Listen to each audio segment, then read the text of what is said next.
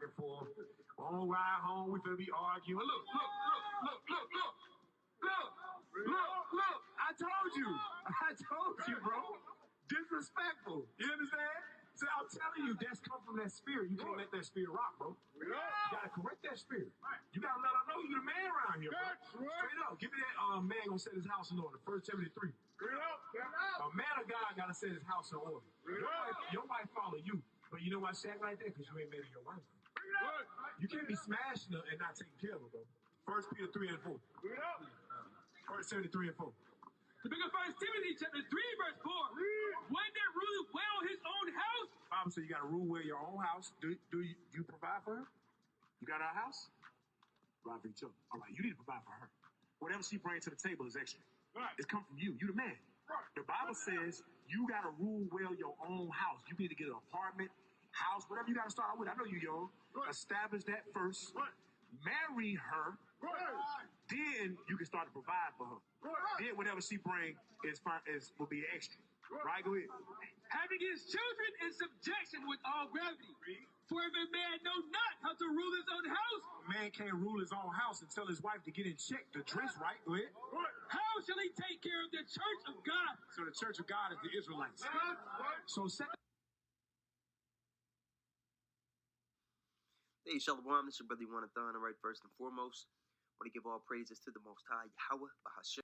Hey, Shalom. First and foremost, I want to say call hello, Yahweh, Bahashem, Yahweh Shai, Bahashem, Rakah, Kodash. I want to send double honors to the apostles and the elders of Great Millstone. I want to send much peace, love, and salutations to Yakim out there pushing the word of Yahweh, Bahashem, Yahweh Shai, and sincerity and truth. This is Brother Ariala. And I just want to do a quick response to this video of IUIC pushing simp nonsense.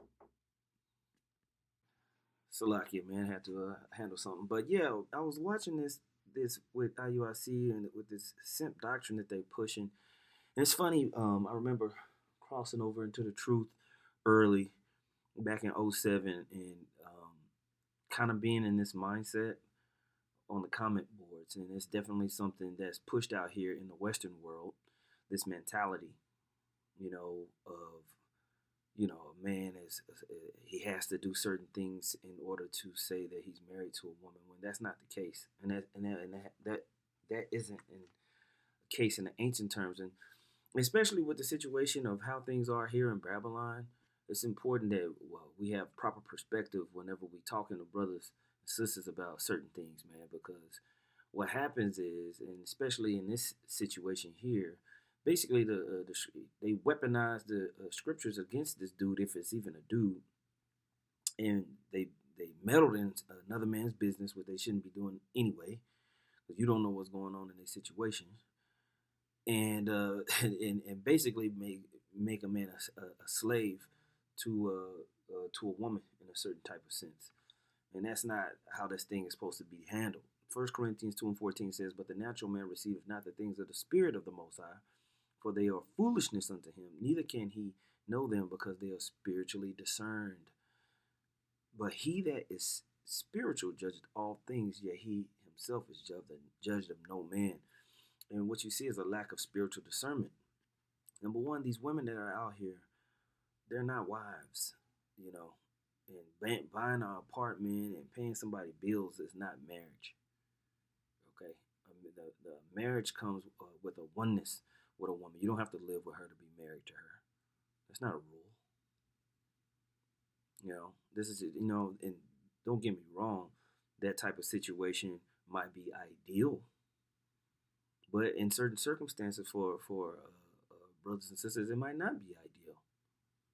You don't have to move in with a woman in an apartment and pay all the bills in order to be married. We don't live in that type of situation. You women are going to have to go to work. Men weren't created to make you happy. You were created to be a comfort unto the man and to fit in with his situation and grow thereby. All right. And how that looks for each and every man might be different, but we need to remember this too. We are under the curses, and the situation is like that. And so you have to move prudently. You have to move prudently, man. Yeah, you want to do your best and help your woman out, but don't be a dumbass.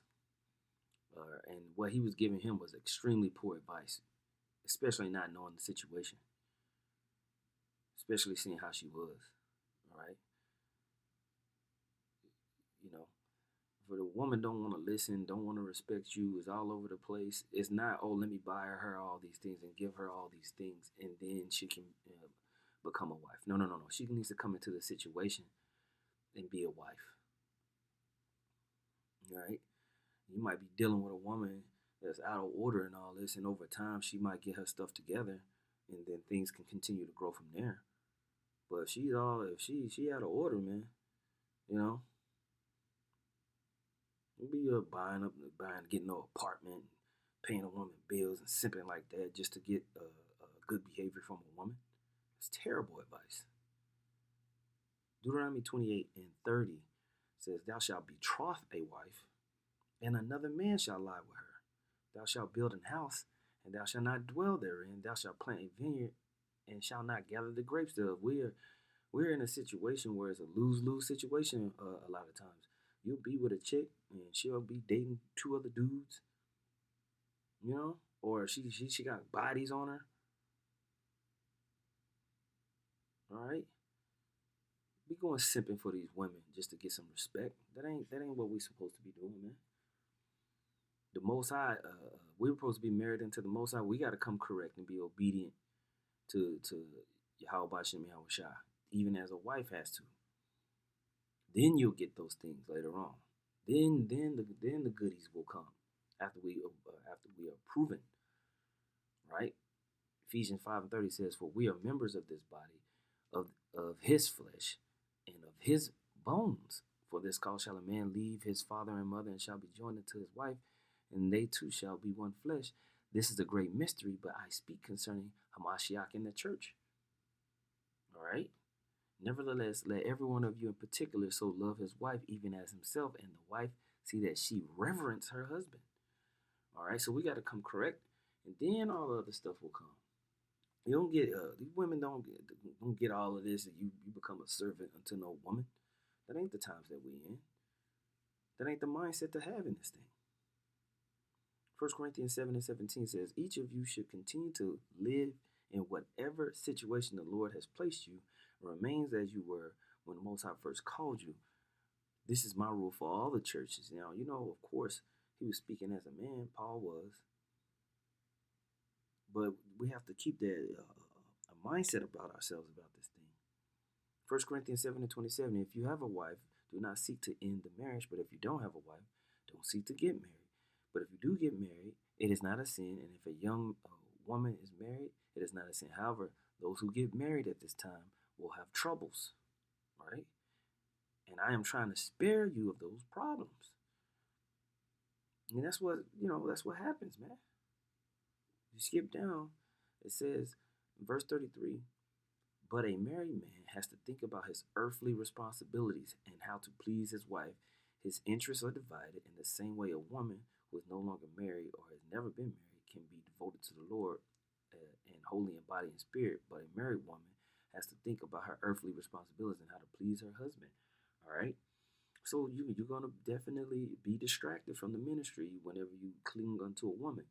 Now, if you do get a woman, it's prudent for you to have the situation where you can keep focused and everything like that. Telling this dude to do some random stuff like that, put an apartment on his credit and jump through hurdles with a woman that's out of order just to get her in order is horrible advice. Horrible. And the scripture tells us how these women are. So we have to move prudently,